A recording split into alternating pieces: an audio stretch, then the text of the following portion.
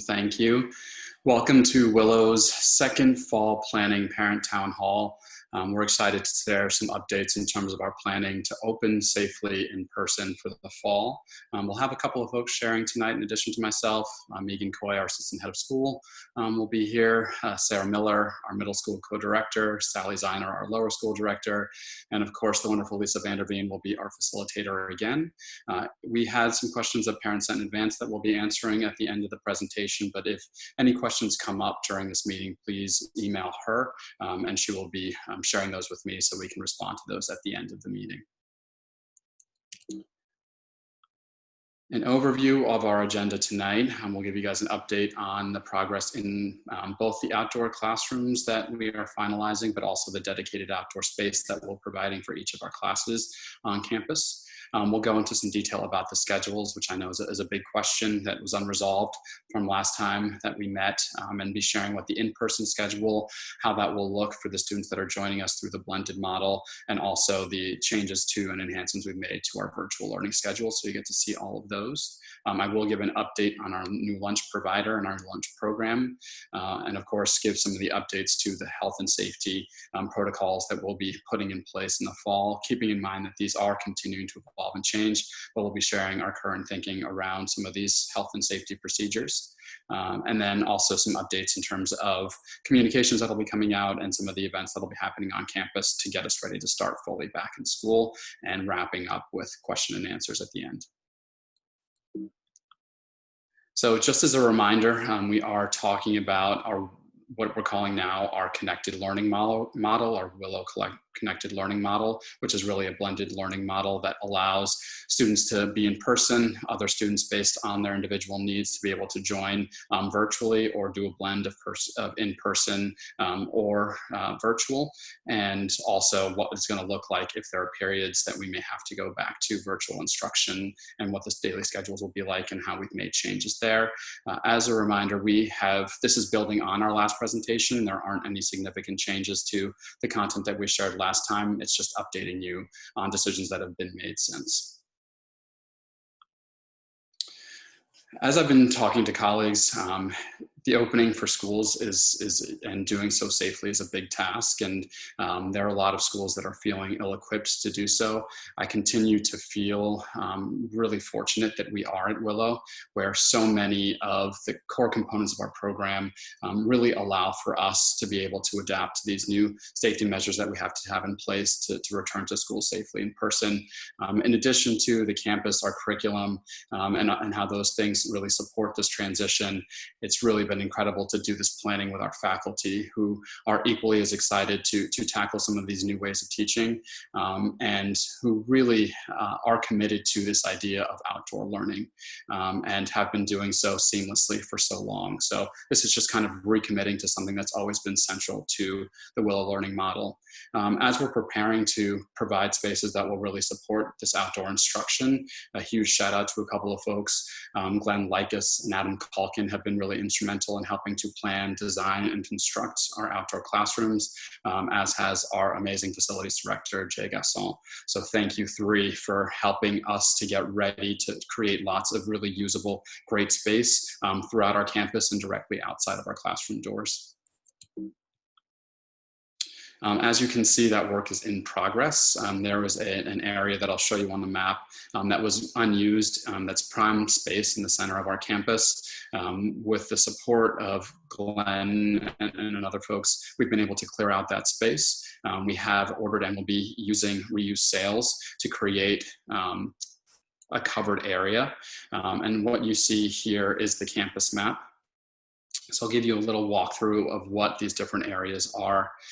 This dark green area here is the space that used to really be kind of an overgrown, brushy area. In those pictures you saw, that's the space that we cleared out, and we will be making 4 to 5 outdoor classrooms. And that's really just overflow space or space that can be used as needed for specific types of learning activities. So it's really just kind of expanding the amount of space that we have that's usable to be able to have kids outdoors.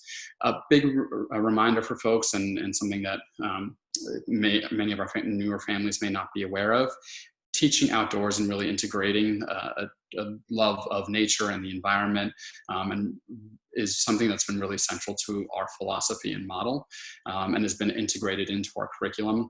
And so what we've designated with these hash marks are the areas where a lot of that was already naturally happening on campus. This is the woods area where our kids go out for recess, but is often where the students would be going out in classes to do things like nature walks, where we're tapping trees for our maple syrup units, where they're going out and bird watching. So a lot of time is spent out there where our kindergartners are going and doing their tree project. Over here is the constructed wetland in our pond, where many of our classes will come out and take part in the pond study and the stream study. And even over here in the field is a space that was often used as an extension to outdoor classroom. That's where you saw last year our middle schoolers were going out and measuring shadows and using that to estimate the height of different objects around campus. So we were already going out on campus to really integrate into our curriculum and get kids outdoors and learning. And in addition to that, we're going to be dedicating space for each classroom to have outdoor that will be really close and adjacent to their classrooms, which will allow teachers to seamlessly be able to open those doors and to extend the classroom space and to allow students to go on and extend the learning there. So what you'll see is that there will be a combination of the more traditional instruction that's happening in the classrooms also happening outside in some of these spaces, in addition to all those really great integrated experiential projects that our families are used to seeing. These curved lines indicate the space allocated for each classroom. So right outside the 2 preschool classrooms and up to that path that leads to the health and wellness building, that will be a dedicated space just for our 2 preschool pods. Here you see the space for the kindergarten classroom. And the kindergarten, as I shared last time, is actually going to have 2 classrooms side by side. So they'll have all of this outdoor space dedicated to them and 2 doors that go directly out there. Our first grade class is going to have a classroom and what used to be Lisa's admissions office. And in addition to that, the beautiful little outdoor patio that's there and the space directly outside that first grade classroom. Second grade will have the space directly outside their classroom, and also the space outside, again, had a beautiful little covered patio there that used to be Megan's office. And then third grade is going to have this area for students that have been on campus a lot. That's where we have the picnic tables. So that'll be dedicated for third grade. Fourth grade is going to be in this little nook outside of the farmhouse. And then fifth grade will be in that lovely expansive lawn under the pine trees next to the farmhouse as well. We've also dedicated space to the 2 classes where students will be traveling to the classrooms for those specials. So there's a little kind of enclosed area outside the barn that's surrounded by trees that'll be dedicated to our world language classes. And this is the area right outside of the barn. There's that lovely patio and grassy area there that'll be dedicated to our science class. We're actually going to be presenting this plan to the faculty again tomorrow to finalize these. So there's some flexibility in terms of where particularly these 4 classes may decide to end up. But this gives you a sense of how robust the space is that we have for every classroom to be able to go right outdoors. And again, they'll have a space that goes directly from the door that's dedicated for their entrance and egresses throughout the day. And the same will be true for our middle school. We're, again, really fortunate that we have classroom doors in almost every classroom that go directly outdoors. And so there'll be a dedicated space right outside what is currently the math room for the 8th grade, what is currently the English room for the 6th grade, and what is currently the social studies room for the 7th grade. And the footprint of these outdoor spaces is even more expansive than the indoor space that will be dedicated to each class. This is a mock-up of what our space is going to look like. You'll see that in this outdoor classroom, they're using natural materials for seating. They have the repurposed sails that they're using for covering. So this gives you a sense of aesthetically what those spaces will look like in those constructed classrooms outdoors. One thing to note is obviously this was taken before we were having to social distance. So when we do create these spaces, we will space out the places for kids to sit so that they're at least 6 feet apart when they're outdoors and working and able to remove their masks. But this gives you a sense of aesthetically what those spaces will look like. And again, that's just that additional overflow space that the teachers will be able to use and sign up for if they to use for different activities and lessons that will really work well in that larger space. I talked a little bit about some of the learning experiences that already were integrated into the curriculum and brought our kids outdoors. You see the pond and stream study there. You also see the 7th grade phrenology study where they were going out and studying the seasonal changes in different plants on our campus. This is actually an image down here that shows our 8th grade class last year going out and measuring those shadows to estimate the height of objects. You see students planting in the production garden and in those plant beds in the garden, and that also ties back to the curriculum. It's something preschoolers did historically.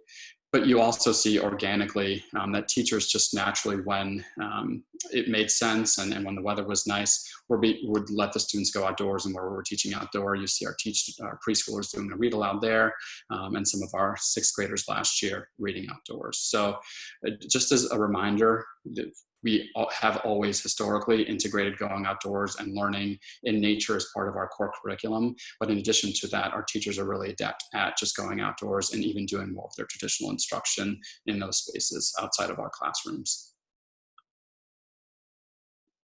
So I'll talk a little bit now about what the schedules are going to look like. As we were planning and refining the schedules for next year, there were a couple of key things that we were keeping in mind. With this new blended model, with the Willow connected model, we wanted to align our in-person schedule much more with our virtual learning schedule, and also create a tertiary hybrid schedule, which you guys will get to see. We wanted to make sure that there was lots of opportunities to get kids outdoors throughout the day, that we built in ample time for students to take mask breaks if there have to be periods where they're indoors and learning, and a lot of opportunities for small group work and individual work, one-to-one work for teachers and the students, for any students that are participating virtually or in that blended learning model. So you'll see how we accommodated all of those things in the schedules you're about to see. So a couple of updates on the program. A number of our faculty, Carol Fontaine, Sally Ziner, and Liliana Lisbow, all went and did a training on imaginative inquiry. Carol Fontaine is going to be working with our lower school teachers directly with 3rd, 4th, and 5th grade, and actually pushing into those classrooms to help lead this imaginative inquiry, which will tie together project-based learning, systems thinking, and a really student-centered approach to learning through our social studies curriculum, and also embedding a lot of the work that they did in the visual arts and art classes directly into the classroom and tying that back to our social studies curriculum. So also be partnering with our K1 and 2 teachers to embed some of those things in their curriculum as well, and help them plan so that they're able to apply all those different philosophies directly into, and again, tying this back to integrating into their social studies curriculum. So really excited about the work that Carol is going to be doing with all of those teachers in the lower school. We also decided to combine our visual arts program for families that were here last year. You'll know that our handcrafts and our art classes combined into one class last year. We thought that that worked really well. It also helped to address some of the new parameters with which we'll have to be working. So the teachers will actually be pushing into the classroom to do the visual art classes.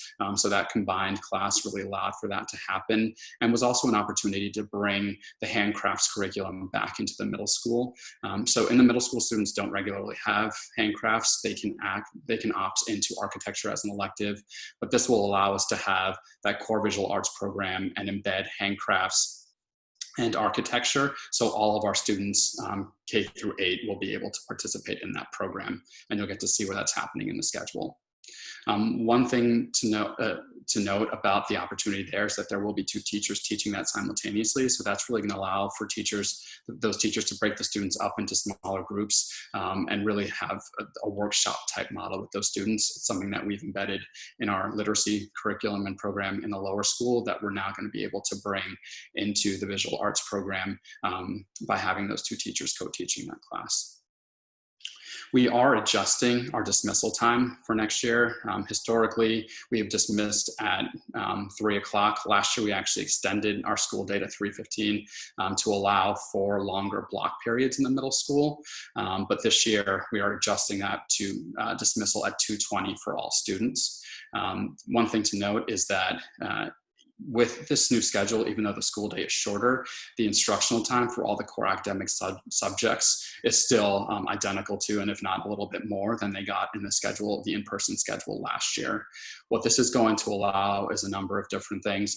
Again, we're going to have students that are participating fully virtually or in a blended learning model, and so teachers will be able to use that time between 2:20 and 3:30 to meet one-to-one with those students virtually.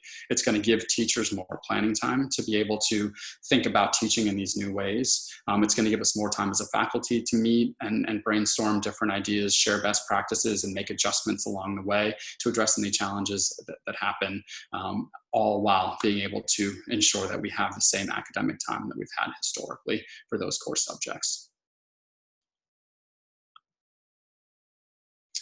We did have to make the unfortunate decision this year to eliminate our music program, as having that embedded within the regular day-to-day schedule. And that really ties back to a lot of the concerns we've been seeing that are tied directly to singing in large groups and playing wind instruments, and even playing our ORF instruments would have meant that students have to share the mallets and gongs that they play as part of that program. We just, as we thinking about ways to do that, it was hard to find a way to do that safely. And so we made the difficult decision to eliminate that. Ms. Lefferts is still, though, and is excited to work one-to-one or in small groups privately with students. Her email is there, and we'll share that with families after this presentation. So if you're interested in having one-to-one or small group classes virtually with her, she will be providing those one-to-one classes in piano recorder, mallets and gongs, body percussion, and then music composition and songwriting. I'll turn it over to Sally to start talking about our lower school schedule. Thank you, Francisco. Can you guys hear me? Yeah, it's good to see you. It's really good to see all those faces I got to scroll through in the beginning. Thanks for coming. I'm so pleased to be welcoming our students back in person soon. And I really believe that our fabulous outdoor space and our generous classrooms, they're just huge and gorgeous, provide the perfect environment for school to resume this fall. We've made some adjustments to the schedule to minimize transitions and to maintain the student cohorts to keep us all healthy. The result is a schedule that the lower school faculty is excited about because of the long work periods in the homeroom, which are going to allow students to really focus and dive into the integrated project-based learning. Rather than a lower school-wide recess, there will be 4 different recess groups. This is one of the ways we're really maintaining those cohorts. The recess groups will be preschool, grades K and 1, grades 2 and 3, and grades 4 and 5. This will allow each grade to be safely in their own space during recess, taking turns in the woods or the fields or other areas. To maintain the student cohorts and reduce transitions, they'll also eat lunch in their classrooms. On the next slide, let me speak a little bit about the distance learning schedule. The distance learning schedule that you'll see is based on what we did last year, but with feedback from families and faculty. We've all learned a lot in that period last spring, and it's definitely continues to be age appropriate and to be differentiated according to the age of the class. On the next slide, you'll see a lower school sample schedule. This one is the in-person schedule. And this one happens to be for 2nd grade. Now, Ms. Tui and Ms. DeBue are very excited. We've worked with them to come up with a schedule they were excited about. We'll be sharing each of the grade schedules later this week. But if you look at this one, you'll see that we'll still begin with morning gathering twice a week. Although we won't be able to gather together in person as a school, each teacher will be streaming morning gathering in the classroom. Then we'll be ready to start the first class period of the day. If you look at the schedule, you'll see that it shows when students attending virtually during the in-person learning will log in. So once we have everybody gathered together, whether it's seated 6 feet apart at desks or Zooming in and joining us that way, the instruction will begin. And after a short lesson, we will be ready to go outside. So we'll have a little instruction in the classroom, and then they'll take their things outside where they can settle down 6 feet apart and start their work. And when they're working outdoors, the students can take a mask break. So we're really excited about those outdoor spaces Francisco was talking about right outside the back door, at least for some of the classes, but everybody has a really fabulous outdoor space they're excited to use. This schedule also features a really long language arts period, which you'll see. That's going to include the writer's workshop, the reader's workshop, and built-in support from the reading specialists. The specials teachers will be coming to the classrooms as much as possible to continue to maintain those cohorts and to minimize the transitions. And this year, to keep things simple, those of you who are at home will appreciate this. I'm sure there are no A weeks and B weeks. You will never have to wonder which week it is. It's just the same week. And every week we'll have Wellness and World Language twice, a long block of science, and a combined arts and handcrafts class, co-taught by Ms. Fontaine and Ms. Hildy. And we really look forward to that integrated project-based learning supported by Mrs. Fontaine too. It's very exciting. And the last slide here about the lower school schedule is going to show you a distance learning schedule. We're very excited to be coming back in person, and we are ready to pivot though to distance learning when it should be required. The distance learning has been designed based on last year's schedule. The age-appropriate schedules reflect the different needs of early childhood, lower elementary, and upper elementary students. The sample you see here is for the first grade. And so, in addition to the specials, which remain consistent with what they'll have in person, there's only one whole class gathering on those days when we have class distance. Instead, students will be meeting in small groups 4 times a week so that they can really have differentiated instruction and group work. This gives the younger kids really a chance to share and engage more effectively in the Zoom classes than a full group session does. They'll also continue to have one-to-one meeting time and homework help. The balance of the small group time and the whole class time will shift as the students get older. And upper elementary students will also still benefit from Writers Workshop office hours.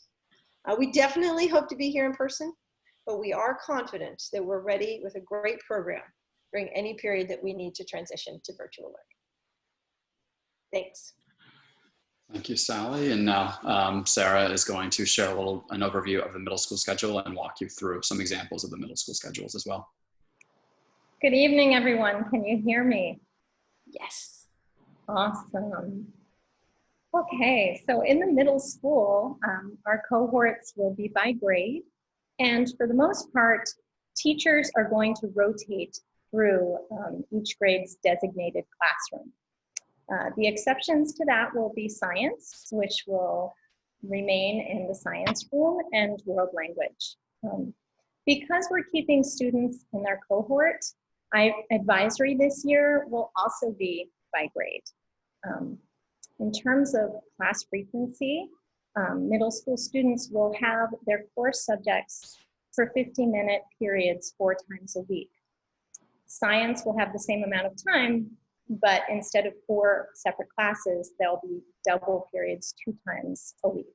And the reason for this is so that students can do lab work in the science room and use our equipment and have longer periods of time for labs. And also so that that classroom has only 1 grade in it a day. There's one day of the week where 2 grades are in the classroom, but the classroom will be sanitized in between classes on that day. We've built the schedule so that there are 10-minute breaks between every class. And this is a mask break. If we're in person, students can go outside and socially distance and remove their mask. And if we have to pivot to online learning, it's a screen break so they can step away from Zoom if they have been on Zoom for a while. We also are maintaining 2 recesses per day. So we have something new in the schedule this year, which is flex time, which is a student-driven time. So a student can read, work on a project, journal, maybe sketch, do their homework if they want to, or practice mindfulness. The amount of flex time per grade differs because of other aspects of their program, which I'll point out. For example, 8th grade has a little bit less flex time because they also have a skills for tomorrow class built into their schedule. At the end of the day, we have academic focus 2 times per week, and we also have committees and electives meeting every week. You'll note that academic focus and committees and electives will start slightly later in the school year after we've all adjusted to being back in person. So here is a sample schedule for 6th grade. You'll note that 6th grade has world language twice a week. As students progress to 7th and 8th grade, they'll have world language 3 times a week. But in 6th grade, they're starting with world language twice a week, because they'll be adding Latin twice a week as well, which Latin continues throughout middle school twice a week. You'll see art in their schedule and wellness twice. And I want to highlight these breaks, again, for masks or screen time. And at the end of the day, when you see dismissal at 2:20, and then you see we have a period after children have returned home, and academic focus, electives, committees, and Friday Fun Day with Mr. Andy, here is where we have an opportunity to gather the grades together, to gather as a community at the end of the week, and to have some integrated mixed age time together.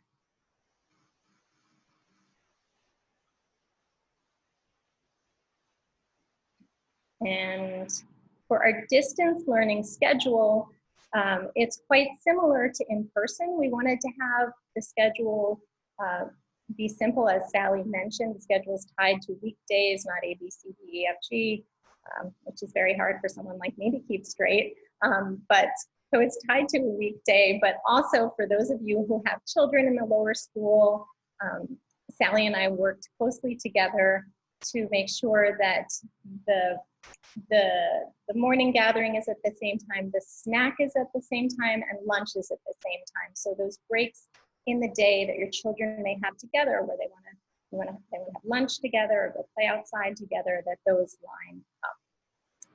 And I think, does anyone have anything else to add, Francisco? Or I don't know if Andy's still on the call about the middle school distance learning. Andy's here. I think you did a great job. Thank you, Andy. Okay, no, that was perfect. Thank you, Sarah. And I will jump back in. Wanted to update you guys about our new lunch program. So based on feedback last year from parents and faculty about our lunch provider, we did make the decision to go to a new lunch provider. The company's name is Brock. They've been working with a lot of independent schools in the area, and we got really great feedback about the quality of the food and the service they've been able to provide. The chef that will be leading the food preparation for Willow is Chef Robert Lewis. He's a graduate of Johnson's in Wales Culinary School and has a wide training in a wide variety of different types of cuisine, including vegan cuisine.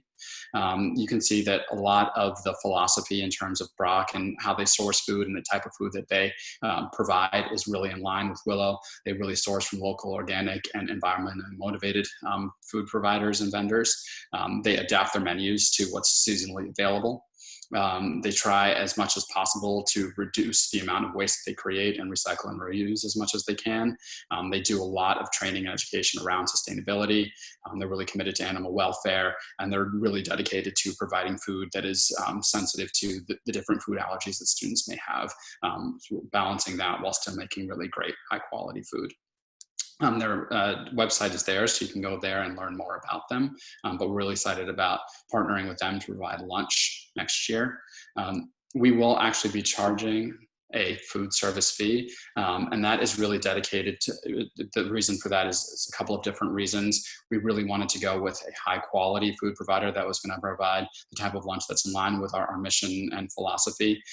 We also had to be able to incorporate having those meals ordered individually, so students will have a choice from different options during the week that they can order in advance that will be delivered into the classroom. And making sure that they are able to meet all the safety protocols to keep kids safe during all this time where we have to be so particular about how we are preparing food and providing food and cleaning even the dishes and that the kids are eating. So there you'll see what the fee would be. You have really 3 options. Students will be able to bring their own lunch to school, again, ensuring that they're following all of our allergy sensitivity guidelines, and teachers will be monitoring what kids are bringing in to ensure that it's not going to negatively impact any of their peers in the classroom if they choose to bring lunch in. If families would like to opt for lunch, there are 2 different options. The 5-day lunch program The cost is $143 per month, annualized to $1,400 for the year. And you can choose to only get the lunch program rather than 5 days for 3 days. And there you'll see the daily cost and annual cost for that lunch service. Right. And now I will update, as promised, on some of the key safety procedures that had not been fully fleshed out yet. We did not present these at the last meeting because there was a lot of decisions happening in terms of what these would look like, specifically how we health screen students and how we quarantine students. And so we really wanted to make sure before we finalized our plans that we had access to the best and brightest procedures out there and best information available. And we knew that that was changing pretty quickly when we prepared for our first presentation.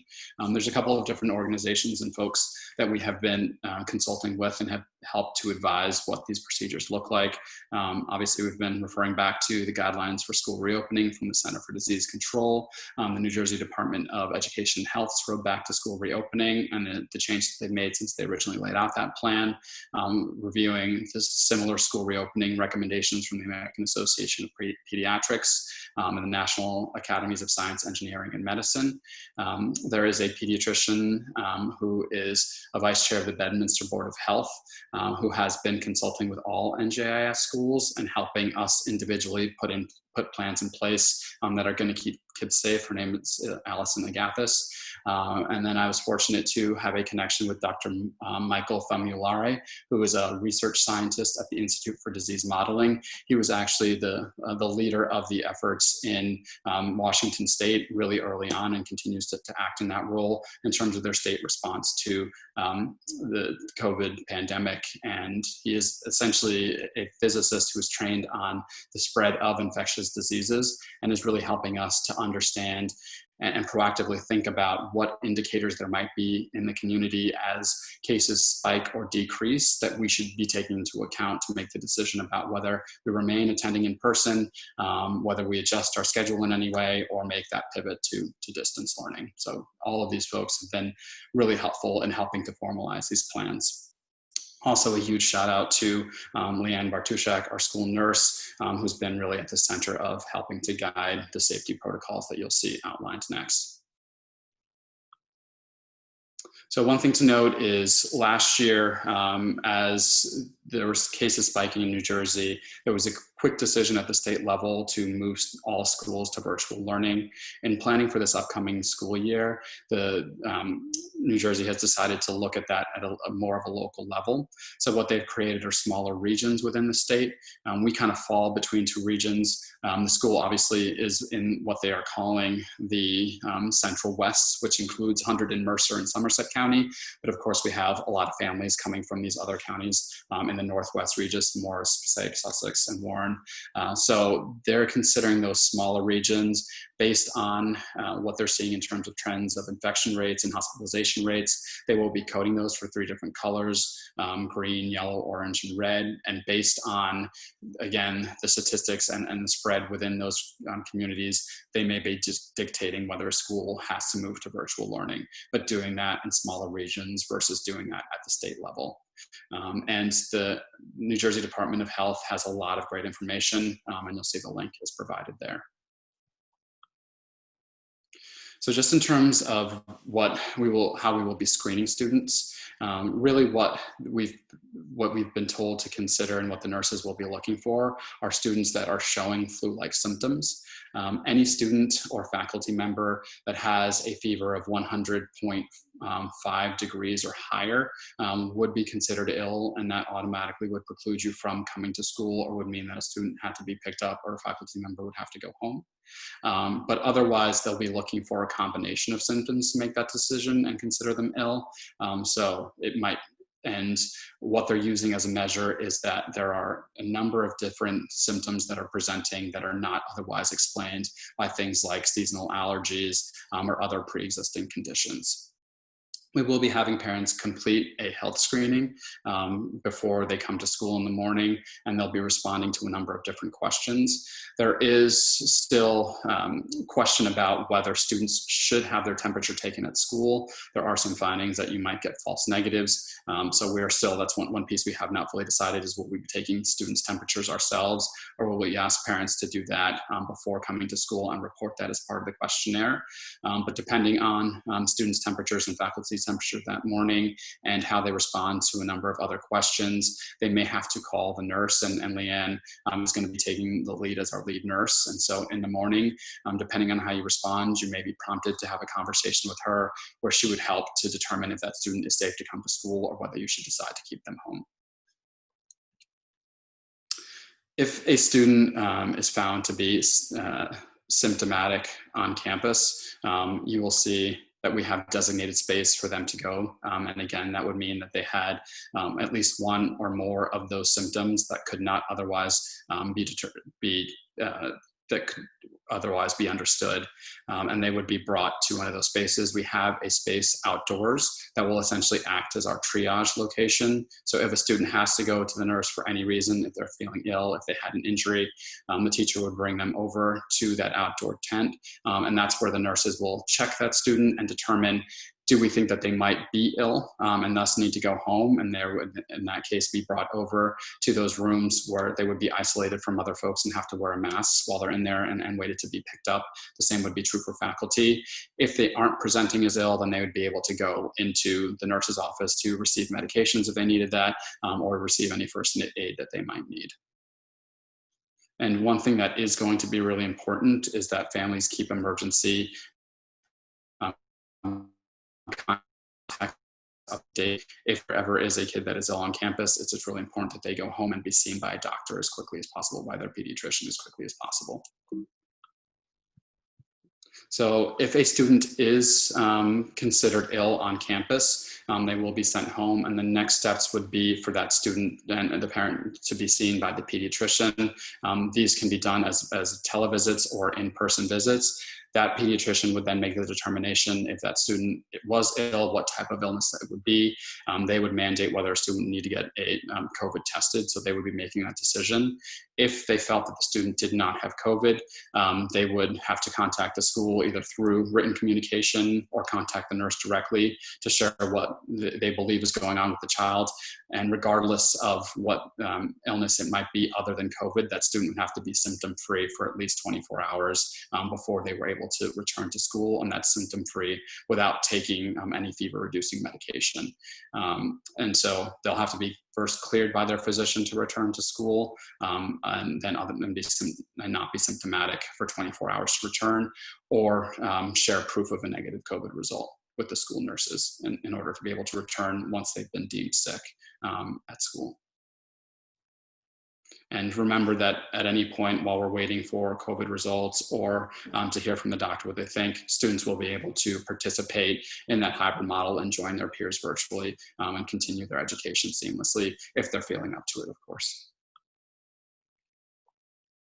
A little bit about the procedures for when a student is found to be ill on campus. Now, this is a high-level overview of what this will look like, what the quarantining would look like. We will be providing more specifics related to this process and specific scenarios and what next steps would be. But again, I'll walk you through at a high level what this might look like. So if a student is found to be ill on campus, that student would be asked to go home. But based on current guidelines, they do not think that any other siblings would need to go home, just the student that's ill. Anyone who has had extended exposure with that student, which they define with at least 10 minutes with that individual where they weren't able to maintain 6 feet of space, anyone who had that level of extended exposure would be notified that they were in contact with someone that might be ill. If we think that it likely is COVID, we would make anyone that had any individuals aware that that was the case so that they could keep a really close eye on whether their students or their children are showing any symptoms themselves. And we would notify anyone that had that extended contact within the last 48 hours that they may have had contact with a sick individual on campus. If we have proof of a positive COVID test, Anyone who had that extended contact with students, again, within that 48-hour period, would have to quarantine and participate virtually for at least 14 days. That's inclusive of any faculty that had extended exposure to that student and any siblings of that student, even if they're in a different pod. And current recommendations are that a full school pivot to distance learning for 14 days would be required if there were positive COVID cases in more than one pod. Otherwise, just that pod of students and faculty that work with that student would have to participate remotely.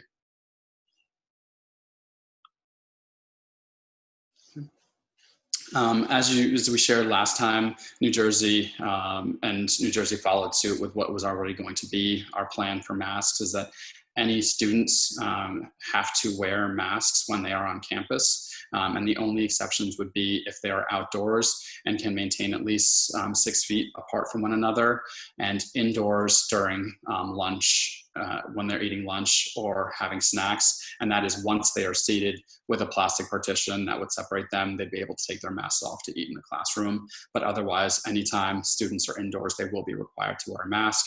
And anytime that they're transitioning between classes, even if they are walking outdoors during those transitions, they would be required to wear a mask. The current research is showing that cotton and masks that are made primarily of cotton are the best at protecting from the spread of COVID. So the types of masks that we are recommending for school should be 100% cotton and at least 2 layers or 2-ply. Neck gaiters are acceptable as long as, again, they are made primarily of cotton, at least 90 to 95% cotton and at least 2 layers of fabric, and are able to be secured so that they fit snugly over the child's face. And surgical masks, which are still widely available, also would be an alternate option to one of those 3. We are very fortunate that we have families that have generously donated some of this PPE that they have access to.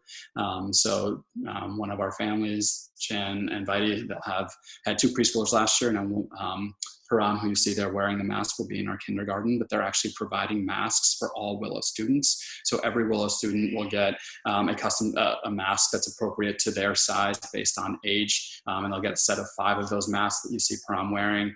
In addition, they will get 1 of those cotton gaiters as well that they'll be able to use. And as you can see, those do secure behind to make sure that they fit students snugly. And then the Higgs family, Richard and Josie, have been generous enough. They are actually donating kits for families that will include a sample of the different supplies that we'll be using, hand sanitizers and the cleaning materials that we'll be using to sanitize the campus for families to be able to use those at home. And included in those kits are actually child size N95 masks that they'll be providing as well. One thing that is really important to ensure that students are not sharing masks accidentally is that we ask that all parents label their masks visibly with the child's name, so that we know that that mask goes directly with that child, to ensure that they don't accidentally put on another child's mask. And in addition to the ones we're providing, of course, you may go ahead and purchase different masks as long as they meet those requirements. We are exploring whether other natural fabrics like bamboo would also qualify, and based on current findings, that's the case, but we'll share updates on that as well. But if you are buying masks outside of the ones that we're providing, just ensure that they meet the parameters and standards shared on that previous slide. Right. And now I will turn it over to Megan to talk about our plan to start the school year. Good evening, everyone. Can you all hear me? Great. Okay. So we're going to begin school this year with a slow opening as a way to allow our students to practice our safety procedures and to reconnect with their friends at Willow in a way that makes them feel safe, both physically and socially and emotionally. So in this light, you will sign up to meet with your child's teacher during the morning of either September 8th or September 9th for our traditional teacher meet and greets. This year, these will take place from the comfort of your home over Zoom. For those of you who are new to Willow and aren't familiar with our teacher meet and greets, this is an opportunity for you to meet with your teacher, share your wishes for the year and any concerns you may have. Now, during the afternoons on either the 8th or the 9th, your family will be invited to Willow in person to see our reinvented indoor and outdoor classroom spaces. And this will also be an opportunity for your family to meet your child's teacher, to reconnect with one another, and also to meet family members who are new to your child's classroom. Finally, we will hold 2 welcome back to school orientation days for the students on the mornings of September 10th and 11th. So we're going to be dividing our student body into 2 groups, and each group of students will come to school for about 2 hours on each day in order to practice our safety procedures in these small group settings that should make our students feel secure physically and emotionally. And our first full day of school will take place on September 14th. And in terms of what's coming up next, we are going to be sending out our final survey, and apologies for all the surveys, but getting information from you guys has been really essential in this planning and will be really important for teachers to start to plan to have your students back in person in the fall.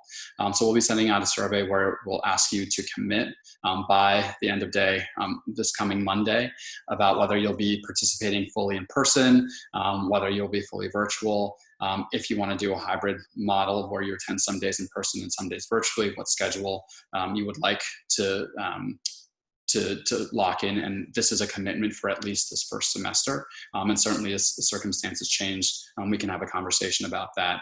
But the idea is that you can share with us what your plan is and commit to that, so teachers can plan for who they know is going to be in person, who they know is going to be virtual, and who's going to be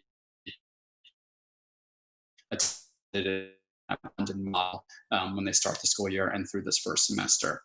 And we also will ask that you share if you would like to participate in aftercare, so we know how many students we're going to have for that time after school. And knowing that parents may have plans in the middle school and that we are making adjustment to the end of the school day by having that virtual period at the end of the day, if you have any conflicts that would preclude you from being able to participate in any of that, we'll ask that you note that in that survey.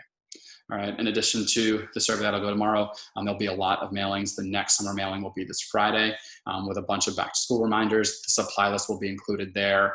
The sample schedule, the schedules for your classes will be shared then, and more details about the classroom visits that Megan just outlined.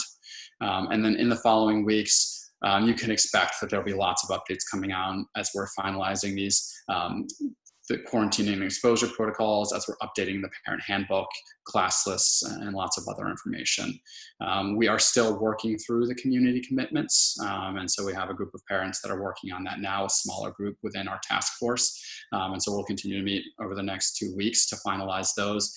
One thing that we did agree was really essential and that we wanted to put on your radar sooner rather than later is that anyone who is traveling outside of the New Jersey area will have to quarantine for outside of the New Jersey travel advisory list. Any of those states that have been indicated as hotspots will need to quarantine for at least 14 days before attending in person.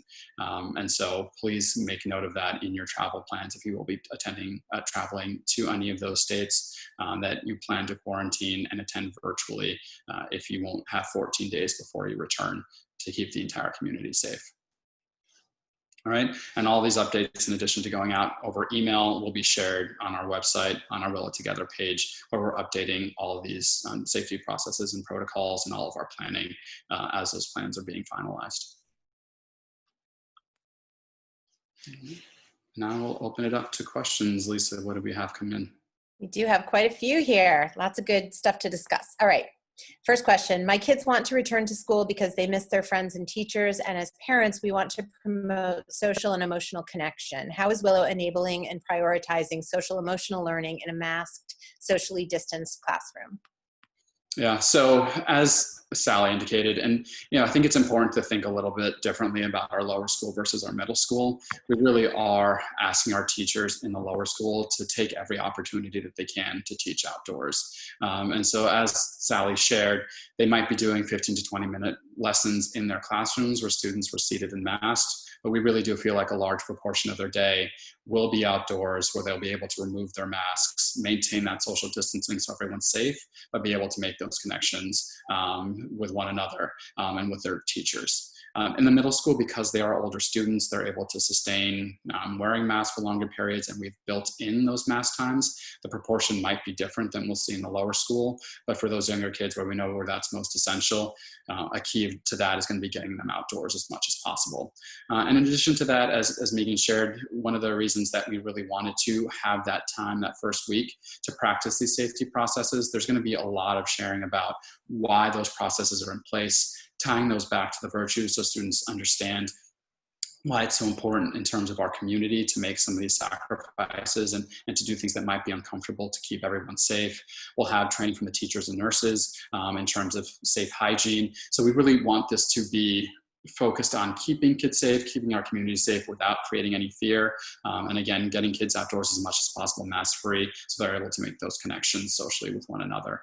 And you know, even in the classrooms, that may happen. Certainly, the masks aren't an inhibitor to that. But we have been finding that students are incredibly resilient and flexible, and have been able to adapt to that really quickly. So even when they are required to wear masks, we do feel they'll still be able to make those connections with one another.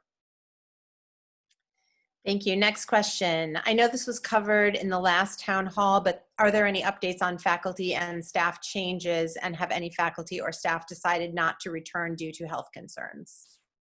There are some that are, so it's been a couple of different cases that have caused staff to make different decisions. So we do have some faculty that will be teaching virtually in the fall. So Carol Fontaine will be teaching virtually in the fall, as will Miss Liliana in the middle school. We do have some faculty that had to shift their duties. So Mrs. Kim, because of some personal reasons, has shifted her role. She will still be with that kindergarten class as the assistant teacher, but she will be, and I'll be going through and sending a staff update, but we did find a teacher that was a former colleague of her that she taught with, that she helped us to find, that will take her place, and they'll go teach in that kindergarten class. And Miss Boynton, our fourth grade teacher, because of childcare issues, was not able to come and back and teach because she has to stay home with her own daughter. So we are in the process of finalizing our hire for that teacher to replace Ms. Boynton. We did make the decision this year to have Ms. Zerlo actually go up with the fourth grade class, but we have a really great candidate lined up to take over in third grade. And Nurse Melissa also, because of schedules for her kids, has to be home. And so we are in the final process of hiring a nurse that's going to replace her. Leanne is going to continue to act in that lead role as the teacher, but we are in the process of finding another nurse. And those are all the faculty changes as of now. And then that reminds me that Miss Myrtle is actually going to go up with the first grade class and be the teaching assistant in first grade. And then we did hire a new assistant for the preschool. As a second, Miss Walter will be returning, but we have a new assistant for our second preschool class with Miss Sikowski. Okay. Will any additional staff be brought in to support remote learning, or will one teacher be managing both in-person and remote learners simultaneously? Yeah, so we did actually, this is the first year we're going to have a teaching assistant in the second grade, and Miss Debut is going up with the first graders, so she'll be with Miss Tui in the second grade. So we will have teaching assistants in preschool through second grade, and they will be able to support with those students that are attending virtually. What we are doing in the older grades, we really wanted to have a schedule that would allow that to happen pretty seamlessly. So we'll have those times where the students are logging on, they're joining the whole class. And one thing that we learned from other schools that have been doing this blended learning model even before this pandemic was that one great role to have as a rotating kind of job in the classroom, role in the classroom for students, is for them to act as kind of a tech support, be checking in with the students that are participating virtually, and be able to ensure that they're staying fully engaged. But we really tried to create a schedule that would allow the teachers to balance those things seamlessly without the need for additional support. Great, thank you. With copious amounts of cleaning and disinfecting, is Willow ensuring that exposure to chemicals in the cleaning products are safe and non-toxic? Yeah, and again, that's where we're really fortunate, the community that we're in, and the company that the Higgs family owns. They actually create these cleaning supplies and materials that have been proven and been vetted to kill the viruses, and specifically the COVID virus, but are green materials that, and the greenest cleaning materials that you can use, so that they don't have dyes, they don't have perfumes, but are really effective. So in looking at what we were going to use to sanitize, we wanted to ensure that we had cleaning agents that were as safe and environmentally friendly as possible, and we're able to find those through our connection with the Higgs family. Great. Thank you. In the spirit of not sharing items, are we required to purchase any specific school supplies, PPE, or clothing? No specific PPE. You guys will hear in our updates that we are relaxing the desk codes, because we know that our kids are going to be out. So that's going to mean that students will be able to wear jeans or khakis. We're going to recommend that they wear sneakers daily, and allow students will still follow all the rules related to not having any shirts that have any graphics or inappropriate language or images, but less relax the requirement for collared shirts. So more info is going to come out on the clothing. We obviously are going to be providing the masks with that, and parents can purchase their own masks. And we will be providing the supply list for the classes that will go out again this Friday for additional school supplies that they will need, so that they don't have to share those in the classroom, and will also have access to take those home should there be periods of virtual instruction. And that list will be going out Friday. But beyond the masks, really no specifics in terms of other PPE that parents will need to provide. Thank you. We have a few questions around lunch. First one is, what happens if we sign up for the lunch service and then go to distance learning? We would. So we're working on the billing. As I understand it, we will be billing monthly for that. And so if we go to periods of distance learning, any fees for food that wasn't provided would be refunded to families. That's part of our contract with service provider. Great, thank you. If they elect to bring their own lunch, can lunch from home be heated? That is a good question. I presume the answer is yes, but that's one that we will have to ensure that we've got enough microwaves for that to happen. Historically, we did have a microwave right off of the lunchroom, but that was one thing that we had not thought about yet, but I'm sure we'll be able to accommodate. We'll add that to the list. And could lunch and snack be eaten outside if weather is permitting? So the answer is possibly. It comes with some challenges in terms of having to bring the food out and collecting all the containers. And also, we want to make sure that students have a surface to eat. That is something that we'll have to practice eating inside and see if that's viable. So the current plan is for students to eat, because that is what is going to be easiest in terms of making sure that that there isn't any cross-contamination of food, of the materials that they're using to eat, and the containers that they're using to eat, and have a dedicated space and the surface to eat on. But that is something that we will be considering potentially adjusting during the school year once we've had the chance to be there in person. Great, thank you. We have a few questions that are specific to the middle school. The first one is, can you further explain, so Sarah, this one might be for you. Can you further explain or be more specific how instruction time will remain the same with a 2:20 dismissal, and other than music, what changes in the day would be affected to accommodate the 60-minute difference? Oh, you're mute, Sarah. Okay, there you go. So in terms of the instructional time, it's about the same amount of instructional time. Last year we went from the block schedule where there were double 45s, then we went to the 45 when we were online. We had a teacher survey as to what would be the sweet spot for the ideal class length that would work both in person and online, and that's how we came up with a 50-minute 4 times a week.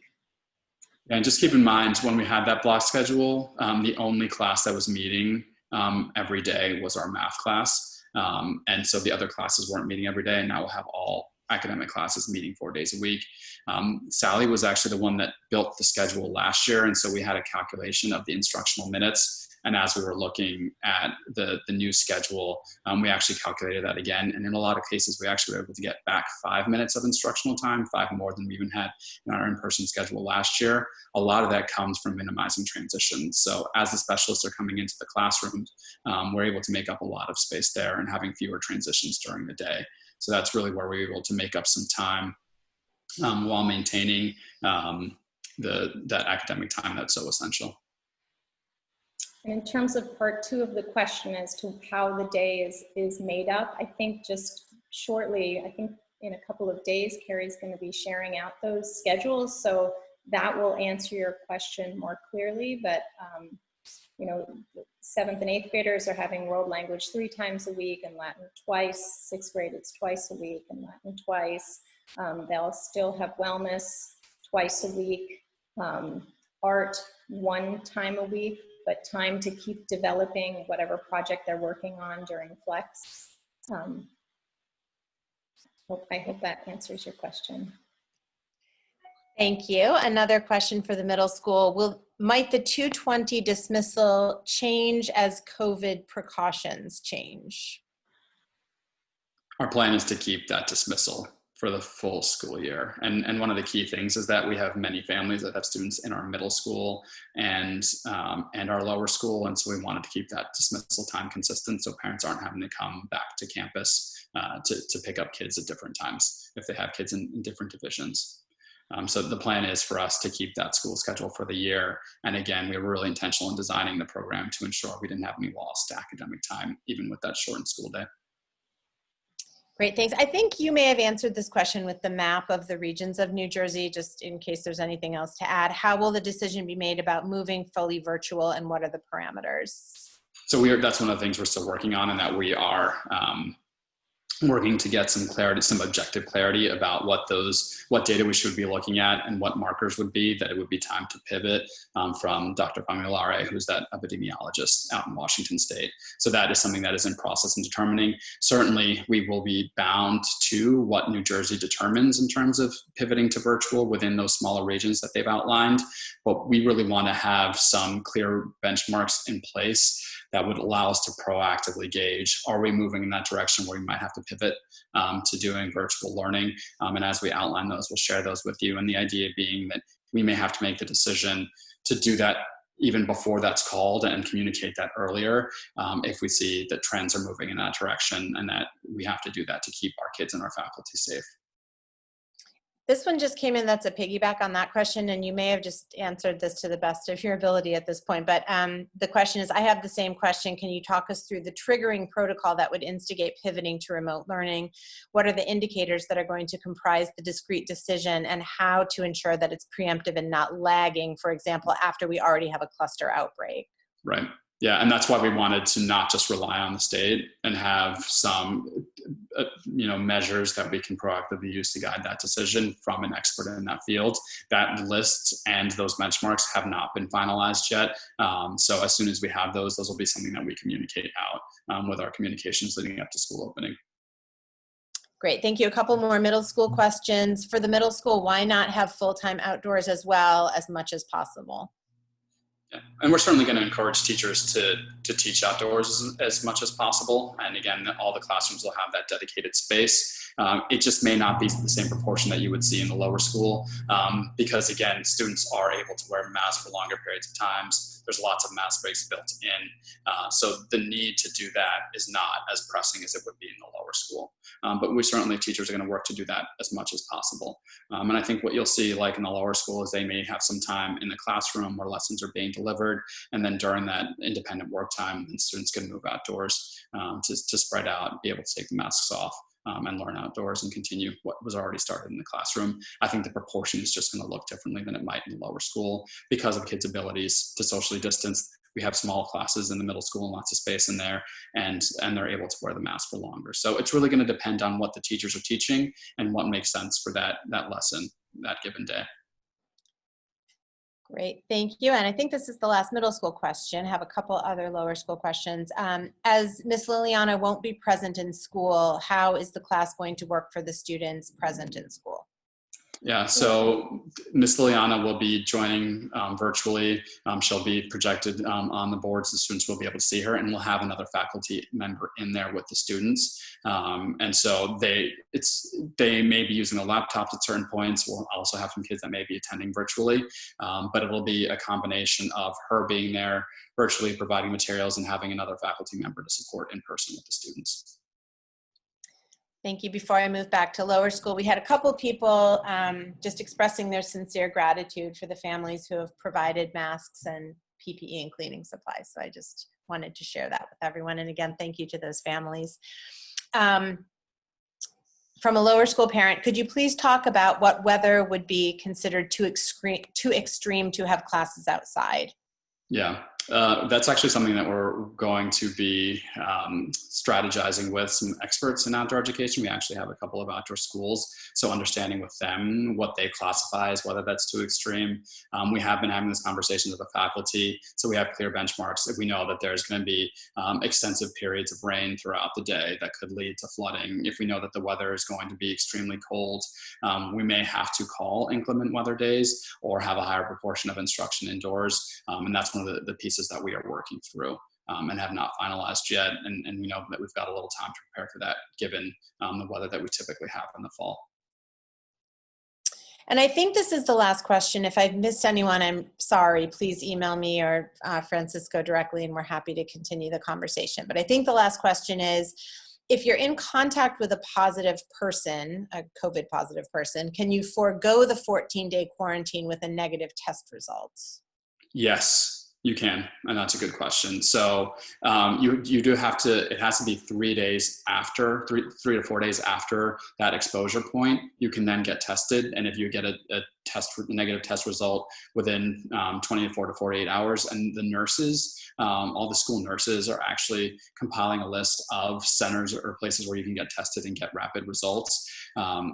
If you get tested 4 days after the exposure and you get a negative result, you would be able to return with proof of that negative result before that 14-day window. All right, I found one more that I missed, sorry. Can you clarify if Willow is following the mandates for, this is that region map, if Willow is following the mandates for just central western New Jersey or multiple areas? Okay, I think what is being asked is whether we're just in that little region that we're classified in, or whether our closing policies would reflect another region in the state. No, our closing policy would be tied to the region that we're in, depending on, that other, I think it was Central East cluster. We may have to make a decision if that is a high-risk area, that the students that live there may have to go virtual. But in terms of closing the entire school to virtual learning, that would only be based on that area that we're clustered in with Somerset and Hunterdon County. Okay, and I'm sorry I missed another one. With regard to carpooling, what are the recommendations around carpooling with children not in your grade? That masks be worn during that entire time that the kids are traveling together. Okay, visitors to your... One in the car should be wearing a mask during the entire car ride if there are students that are in different pods that will be carpooling together. Okay, with regard to visitors to your home, I clearly understand the protocol around quarantining if you or your child travel to a hotspot state. What happens if you have a visitor from a hotspot state for a weekend? Under the state rules, others in the home are not required to quarantine, just the person from the state. Would we require that the student who had the visitor would engage in remote learning for 14 days, or would the state rules apply? That's one of the things we'll have to sort through. We haven't made a decision on that just yet. Okay, and then the last one I think now is with regard to traveling outside of New Jersey. I know many people travel throughout New York, Pennsylvania, and Connecticut. Is travel to these places permitted so long as they are not on the hotspot list? And hotspot or not, if a parent travels, is the child required to quarantine or do remote learning once the parent returns? So that's where Nurse Leanne is going to be making that decision. So if the parent did travel to any of those hotspots, they will have to contact her, and we'll have to make a decision individually for that family based on the circumstances that we find from that conversation. But there is a likeliness, yes, that that student would have to quarantine for those 14 days or get a negative test back if the parent comes back from one of those hotspots. And with that, I think that's it. Well, thank you all for joining us tonight. Thank you to all the other folks that presented as well. I know that more questions may come up as you're processing through all of this, so please don't hesitate to reach out to me directly or to Lisa, and we'll be happy to provide more information. And then again, just keep an eye on emails. That survey will be coming out shortly, and lots of other information at the end of the week and in the coming days as we get ready for the launch of school. And looking forward to seeing you guys in person very soon. Have a great night.